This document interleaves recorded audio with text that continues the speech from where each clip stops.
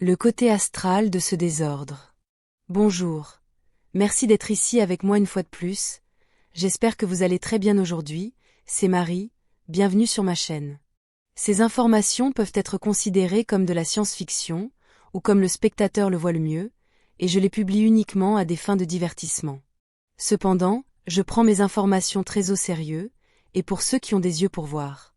J'écris ceci le matin du 29 juin 2025.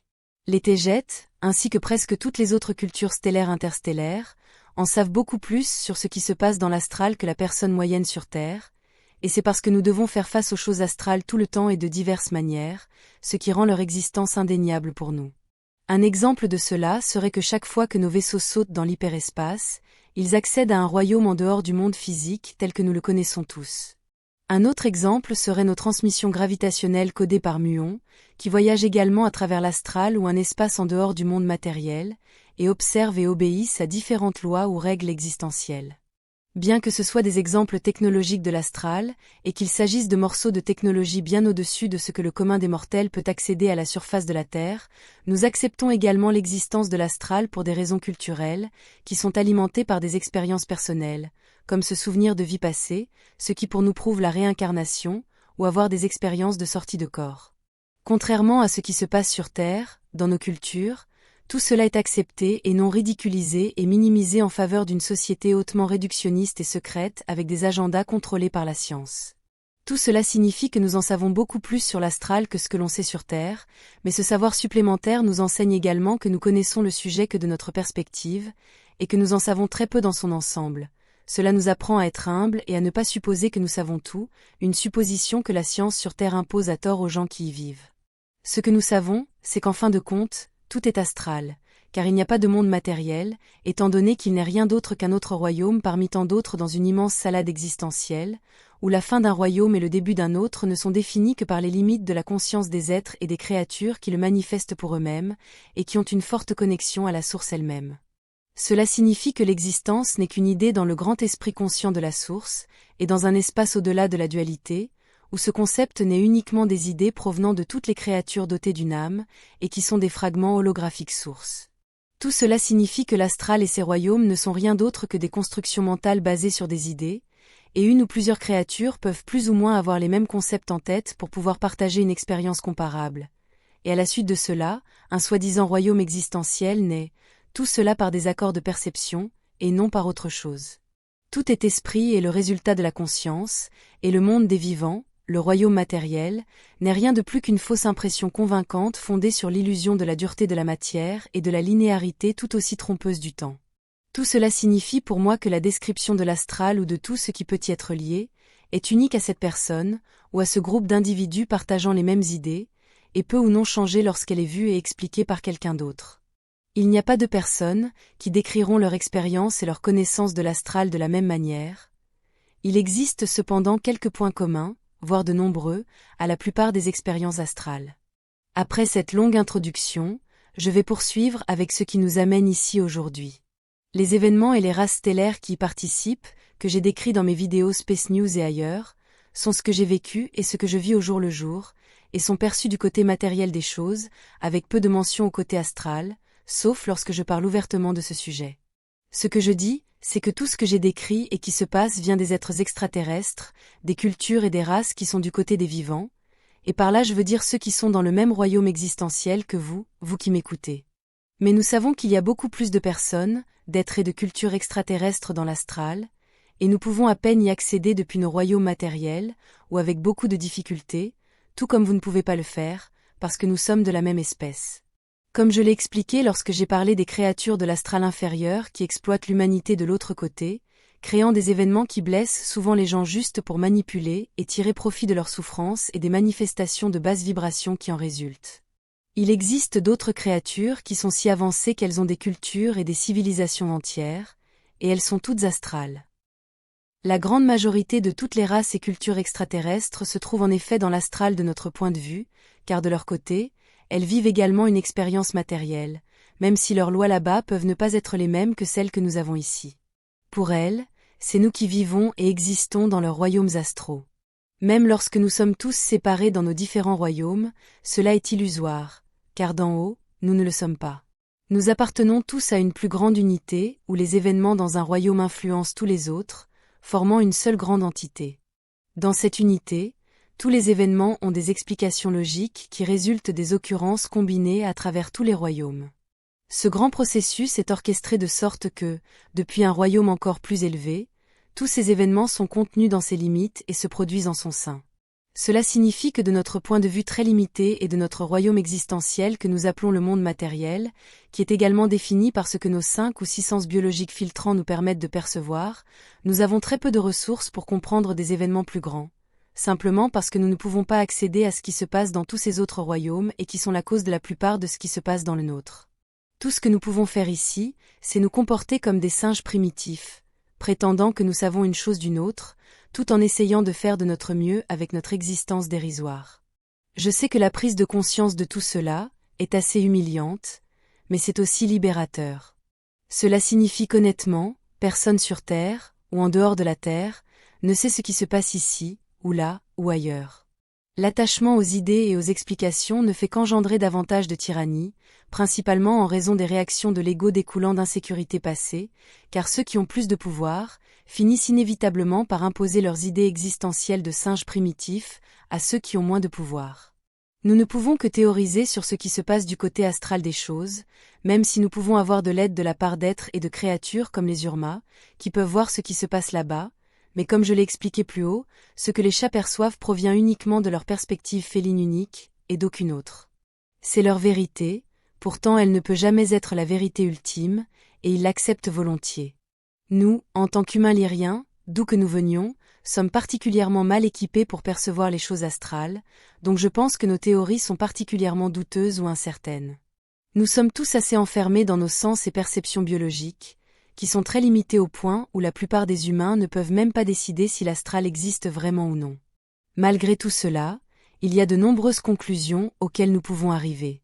La plus grande partie de ce qui se passe partout, et cela inclut à la surface de la Terre ou de toute autre planète, est le résultat de ce qui se passe dans les royaumes astraux. Donc il est facile de conclure qu'il y a un grand combat qui se déroule là-bas, nous pourrions dire que c'est entre le bien et le mal, bien que cela soit incroyablement simpliste, car ces termes sont également relatifs au point de vue et aux intérêts de quiconque est impliqué. Un autre problème est que nous ne pouvons même pas définir ce qui est vraiment astral et ce qui émerge de nos propres royaumes. De nombreuses personnes sur Terre qui étudient les phénomènes extraterrestres affirment que tous ces phénomènes se situent dans l'astral et non dans les royaumes matériels, et dans ce cas, elles ont tout à fait raison.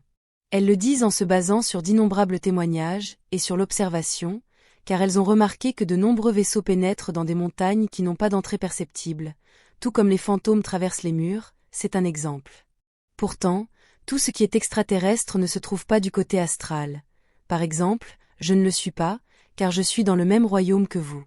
Mais autant que nous puissions le savoir, ce qui se passe ici sur Terre et près d'elle, avec toutes les races et espèces extraterrestres impliquées, est la continuation des très anciennes guerres d'Orion, où un très grand conglomérat de races, de notre point de vue, régressive, veut étendre son domaine dans les zones qui sont associées aux races stellaires positives et progressistes, créant un conflit de frontières qui peut être très compliqué. Nous savons qu'Orion est impliqué dans ce désordre, et tire probablement toutes les ficelles sous la table, étant donné que la cabale maléfique qui domine la Terre n'est qu'un reflet ou un masque pour les membres d'Orion et leurs agendas très sombres. Et vous n'avez pas besoin d'être un génie pour conclure cela. Mais même de ce point de vue, les choses sont simplifiées à l'extrême, car il existe des races stellaires positives dans la région d'Orion, et beaucoup sont membres du tristement célèbre Conseil d'Orion, qui se déclare positif et veut coopérer avec nous tous, mais d'un autre côté, les connaissant, et ce qu'ils mangent, cela ressemble à un renard convainquant un troupeau de poulets, qu'il est végétarien, et oui, nous sommes les poulets dans ce cas. Cela dit, les Alpha Draco sont des membres du Conseil d'Orion et sont bien connus pour être pacifiques et très protecteurs. Bien qu'il y ait deux côtés en eux, les positifs et les dragons négatifs, mais le simple fait qu'ils aient choisi de fuir lorsque les tirs ont commencé autour de la Terre, le 21 mai dernier, n'est pas un bon signe à leur sujet. Pourtant, tant de races stellaires se sont enfuies que nous pouvons difficilement leur en vouloir. Nous sommes au milieu des guerres d'Orion, et en plein cœur de celles-ci, je n'en doute pas.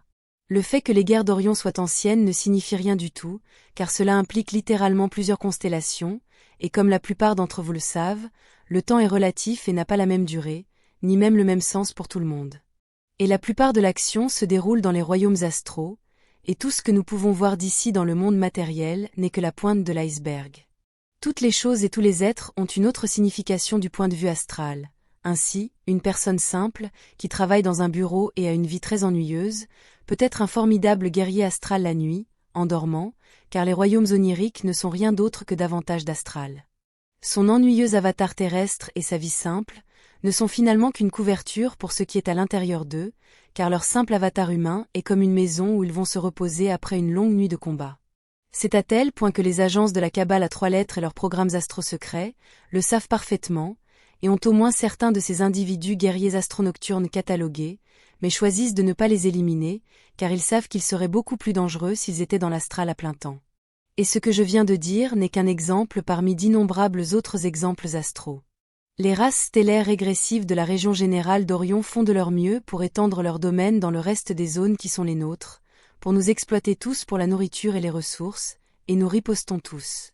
Il existe sûrement une soi-disant fédération supérieure qui est en effet d'amour et de lumière, mais cela serait du point de vue des plans astro supérieurs, et oui, ils nous aident tous à partir de là, mais surtout en tant que guides spirituels, mais ne sous-estimez pas leurs capacités et leur potentiel.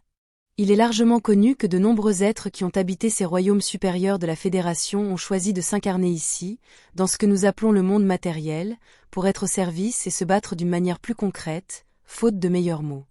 Et en ajoutant à tout ce désordre, nous devons encore faire face à une autre perspective, qui complique encore plus les choses, et c'est le fait que les gens et les êtres du côté d'immatériel des choses manifestent également une large collection d'égrégores et de tulpas générés par la peur, comme des démons et des entités sombres, qui finissent également par nous affecter tous. Toutes les espèces régressives d'Orion et d'ailleurs qui nous causent tant de problèmes pourraient très bien être qu'une manifestation d'égrégores engendrée par nos peurs primordiales les plus sombres, et rien de plus, et je dis cela parce qu'elles ont toutes les indices et spécifications révélateurs qui indiquent précisément cela, étant donné que nous pourrions facilement les appeler tous démons, en retirant bien sûr toutes les connotations religieuses. Mais nous ne pouvons que spéculer et faire des suppositions éclairées sur leurs motivations, des bonnes et des mauvaises, car au final, et comme je l'ai dit plus haut, la vérité même sur tout cela est que nous n'avons pas la moindre idée de ce qui se passe. Nous faisons seulement ce que nous pensons être le mieux, dans les limites de nos capacités, tout en niant le fait que nous ne savons pas, simplement parce que cette triste vérité blesse nos égos fragiles, mais c'est la dure vérité. Ce sera tout pour aujourd'hui. Comme toujours, merci d'avoir regardé ma vidéo, d'avoir liké, partagé, et de vous être abonné pour davantage. Cela aide beaucoup cette chaîne à grandir. Et j'espère vous voir ici la prochaine fois. Avec beaucoup d'amour et de reconnaissance, votre amie, Marie.